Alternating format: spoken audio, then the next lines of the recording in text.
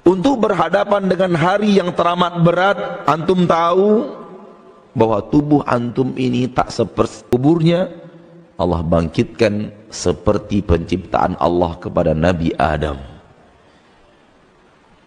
60 hasta, dan orang yang berdiri saja di tempat menunggu tak melakukan apa-apa butuh tenaga ekstra. Sesuai Allah yang maha penyayang dan pengasih kepada kita hamba-hambanya, bukan untuk menakut-nakuti kita, bukan untuk membuat cemas hidup kita, tapi agar kita membuat orang Emirat Arab, orang Bahrain, orang Malaysia, orang Pakistan, termasuk orang-orang kafir sana, nasabnya kepada Nabi Adam, agar Allah tabaraka wa ta'ala mendatangkan yaumil hisab. Karena sudah tidak tahan lagi menanti 300 tahun. Siapa yang tahan menanti 300 tahun? Di surga yang tak boleh dia makan. Nabi Adam mengatakan, aku tak bisa. Aku pernah melanggar aturan Allah. Bagaimana dengan kita kelak? Mata yang telah banyak berbuat maklumi. Tidakkah engkau lihat bagaimana keadaan kita sekarang, keadaan kami sekarang di sini? Tidakkah engkau berbanding kalian minta, bukan aku orangnya. Seumur hidupku aku pernah berdusta 3 kali, kata Nabi Ibrahim.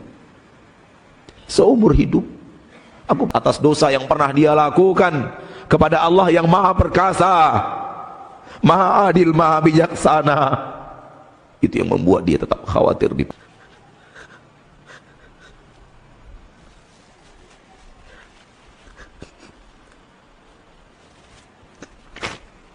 hari akhirat, agar ku jadikan doa mustajabku adalah syafaat untuk umatku di padang mahsyar. Bismillahirrahmanirrahim. Akhirat dan kesempatan doa mustajabnya dia undur untuk hari akhirat demi Anda umatnya.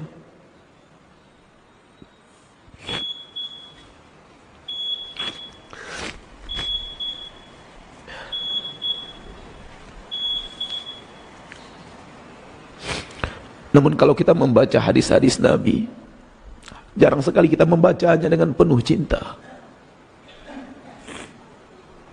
Kalau kita mendengar nama Nabi disebut, jarang sekali kita bersalawat penuh cinta.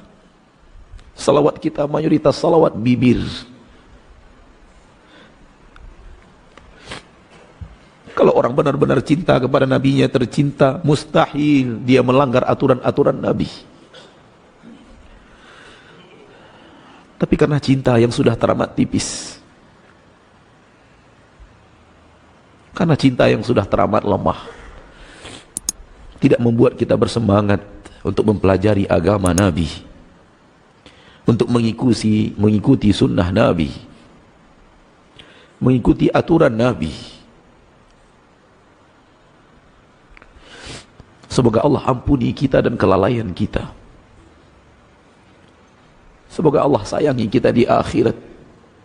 Kalau Allah tidak sayangi kita di akhirat, kita akan hancur dan binasa.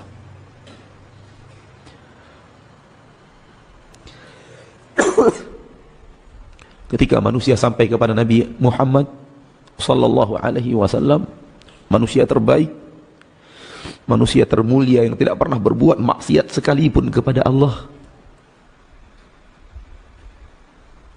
hamba yang paling patuh dan paling taat,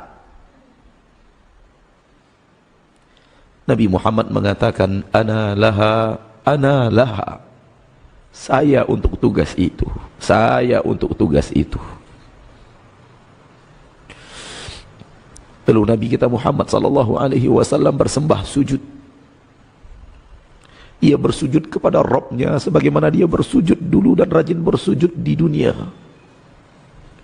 Di dalam sujud itu dia memuji Allah di akhirat sebagaimana dia memuji Allah di dunia. Dan seluruh kemampuannya untuk memuja dan memuji Allah dia lakukan di sana sallallahu alaihi wasallam. Seluruh kemampuan Nabi untuk memuja dan memuji Allah, Nabi keluarkan pada kesempatan itu dalam sujudnya kepada Allah. Ia hinakan dirinya kepada Allah untuk memohon kepada Allah.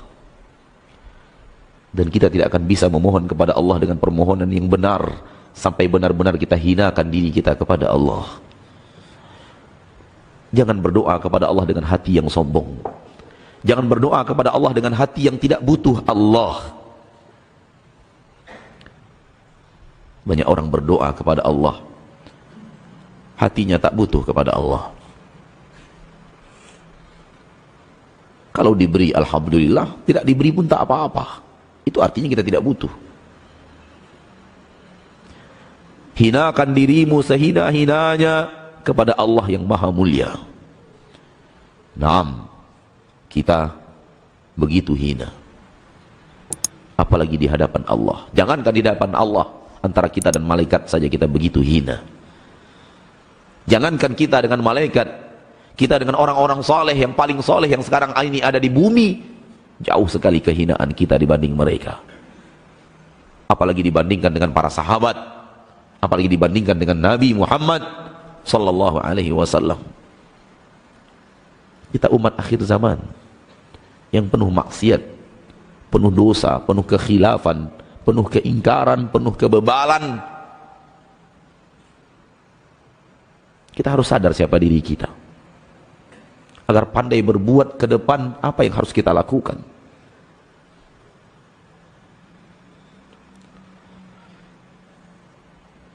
Dan masa-masa lalu yang sangat suram itu bisa dihapuskan dengan taubat.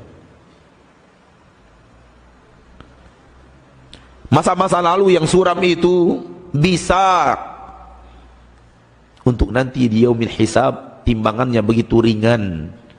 Ada dia dalam timbangan tapi begitu ringan timbangannya itu nanti, sehingga dikalahkan oleh catatan amal saleh yang berat.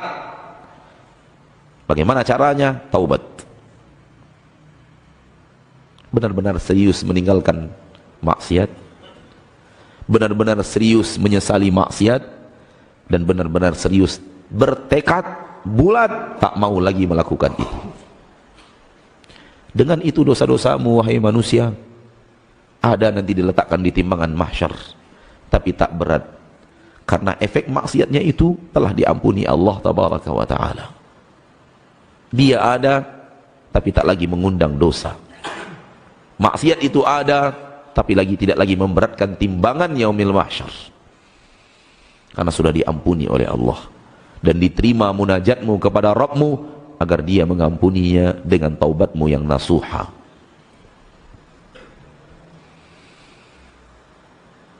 Ma'asyiral muslimin, ma'asyiral muslimat, kata Nabi Muhammad sallallahu alaihi wasallam, saya sujud memuja dan memuji Allah dengan segala kemampuan saya dalam memuja dan memuji Allah, dan tidak ada manusia yang lebih hebat bisa memuja memuji Allah lebih dari Muhammad sallallahu alaihi wasallam. Setelah habis kemampuanku memuja memuji Allah, sampai habis kemampuan Nabi Muhammad memuja dan memuji Allah, tak ada lagi yang lebih hebat daripada itu. Allah tambahkan ketika itu pujian-pujian kepadanya yang aku belum tahu di dunia.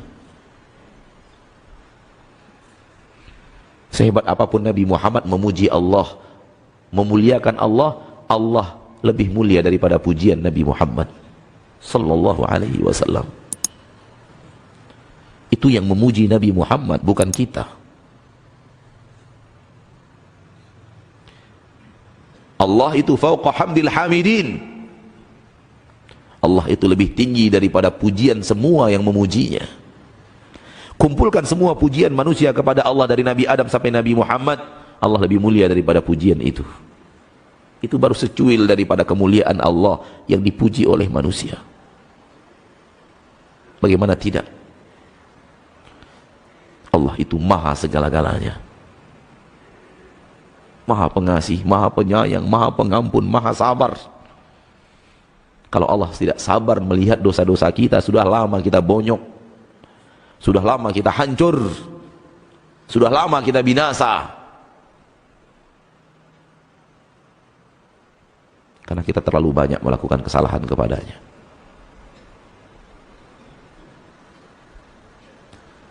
Setelah memuji Allah dengan segala kemampuan Nabi dan ditambahkan dengan pujian-pujian yang hanya ketika itu Allah berikan kepada Nabi sallallahu alaihi wasallam, terdengar Allah berbicara.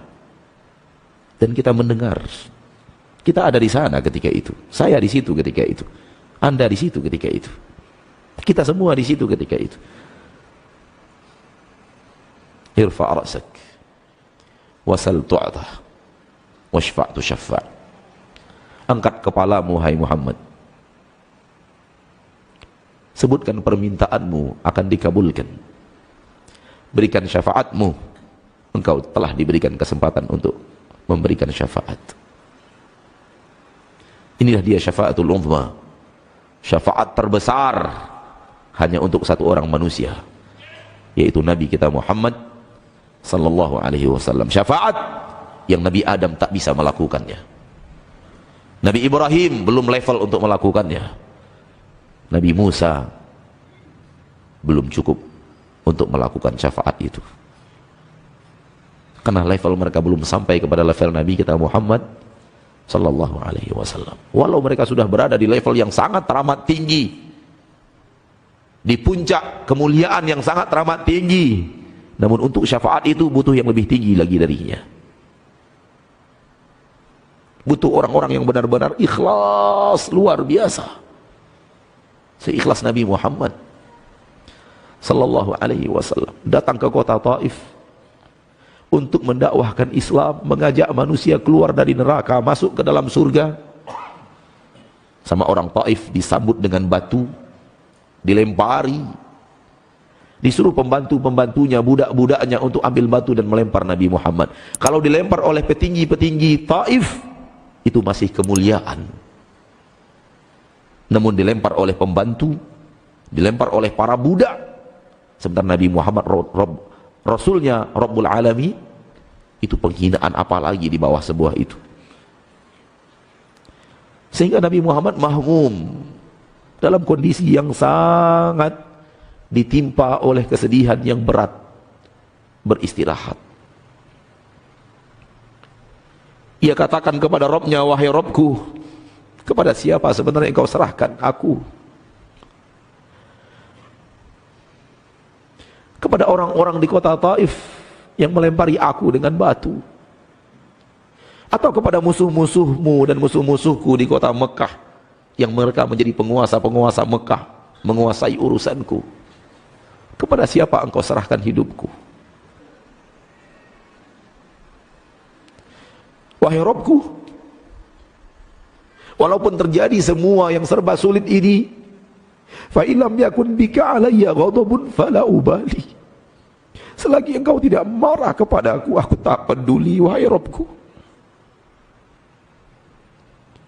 aku akan jalani semua ini asal engkau tidak pernah marah kepada aku. La ilaha illallah.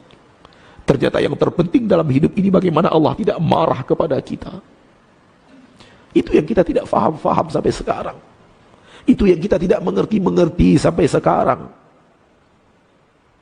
Yang penting dalam hidup ternyata bagaimana Allah tidak marah, bagaimana Allah tidak murka. Lihat keikhlasan Nabi kita tercinta. Dan pandainya dia untuk bersabar dalam kehidupan dunia demi mencari ridho Allah, asal Allah tidak murka. Namun mendengarkan nabinya mengadu seperti itu, Allah penyayang kepada nabinya. Melihat nabinya dihinakan seperti itu, Allah ingin menolong nabinya dan memenangkan nabinya seketika. Sehingga Allah kirim malaikat Jibril bersama malaikat gunung, malaikat penjaga gunung. Dan Allah izinkan kepada malaikat gunung untuk mendengarkan perintah Nabi dan kerjakan. Lalu datanglah malaikat Jibril bersama malaikat gunung menemui Nabi Muhammad yang baru saja mengeluhkan hidupnya kepada Rabbnya.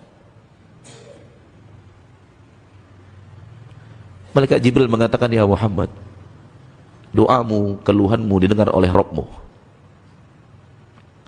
Dan dia mengirim kepadamu malaikat gunung.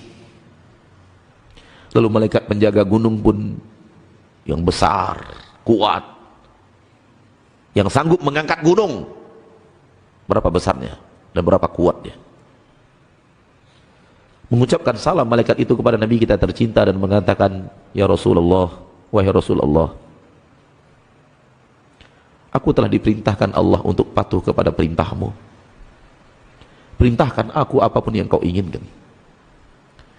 Kalau sekarang ini engkau perintahkan aku mengangkat gunung itu, aku jatuhkan di Taif, aku akan lakukan.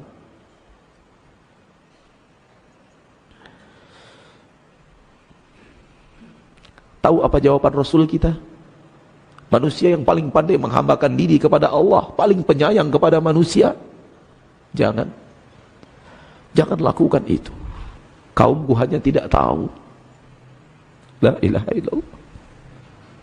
Begitu penghinaan mereka kepada Nabi. Nabi tidak mau membalasnya. Keikhlasan apa ini? Kapan kita akan sampai kepada hati yang tulus dan ikhlas, yang tidak ingin membalas keburukan orang dengan keburukan? Kita hidup terlalu egois karena tak pandai menghambakan diri kita kepada Allah.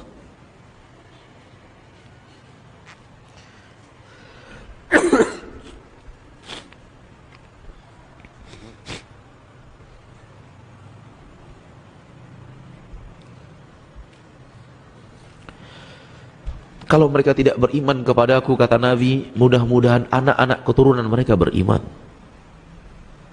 Dan benar, anak keturunan mereka beriman.